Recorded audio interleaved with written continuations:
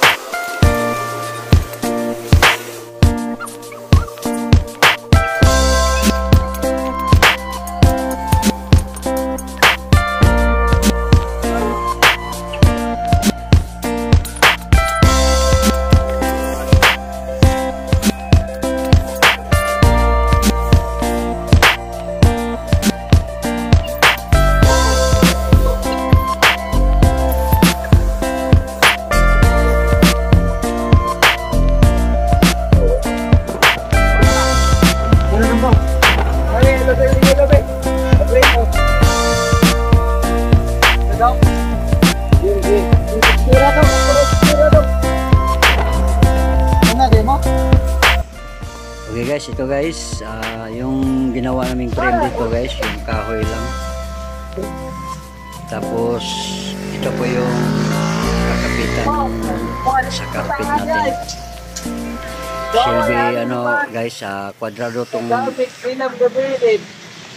tarpaulin na ikakabit namin. So okay, nag-umpisa na kami guys. Ayan. Tingnan nyo lang guys para makita nyo kung okay ba yung mga ginagawa namin dito.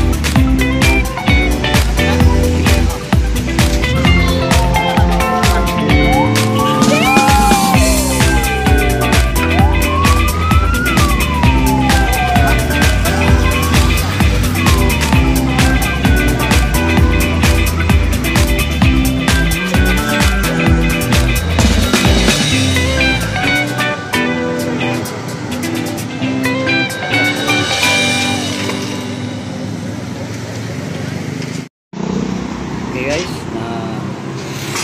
tapos na kami nag-frame guys. Ito po yung tarpaulin na ikakabit namin guys. Ayan, muna namin para dire-diretso na yung pagkabit sa tarpaulin guys. Okay guys, kakabit muna namin guys. Tingnan nyo guys kung maganda ba yung tarpaulin na ikakabit natin. Ayan guys, ikabit na natin. So ito po yon, Lilam's drive-thru 24 hours. Nasa located niya guys ay nasa SRP. So papunta yan doon yung araw. So ito na po siya guys, naikabit na namin. So malapit na kaming matapos dito. Ayan, matapos na kami guys. Yung mga gamit namin nandoon na po sa bunggo. Ikarga namin lahat ng ginagamit namin dito, yung mga scaffoldings. Okay guys, ano po yun, alas 12:30 ng gabi na tayo guys. So pabalik na kami sa office. So thank you for watching everyone. Bye bye.